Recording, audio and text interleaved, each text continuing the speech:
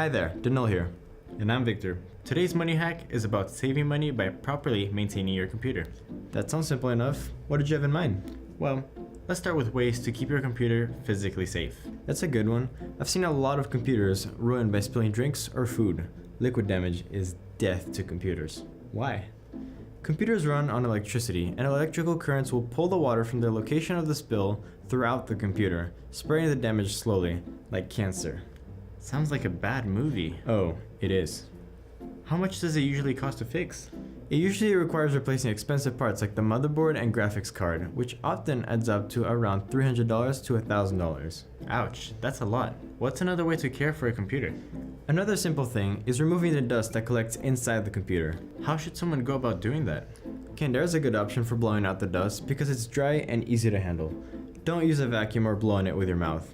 And how much could keeping your computer dust-free save you? It's hard to say, but it could save you a trip to the computer repair shop, which will likely cost you at least $100.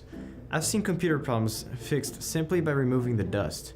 But in general, what I'd say is that removing dust prolongs the longevity of both the physical and internal parts of a computer. That's good to know. So we've talked about some physical ways to maintain a computer.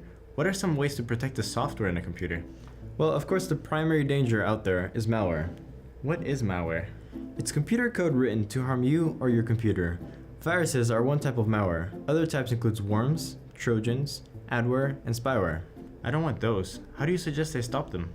First off, you should run an antivirus at all times. There are some good ones out there like Windows Defender, which comes with the operating system. And that will help me detect and destroy viruses on my computer? Yes, but keep in mind that no virus scanner is 100% foolproof. You should always take steps to prevent viruses from infecting your computer in the first place. What do you suggest? First, don't download attachments from emails from people you don't know. Even if it's a Nigerian prince who needs my bank account number to help transfer millions of dollars promising to share the money? Especially those types. Okay, what else? When downloading software from the internet, make sure you're only downloading what you want. Some sites will try to get you to download extras that you don't need, and those items may contain viruses. Also, to be safe, I suggest not downloading anything from a company that you don't recognize.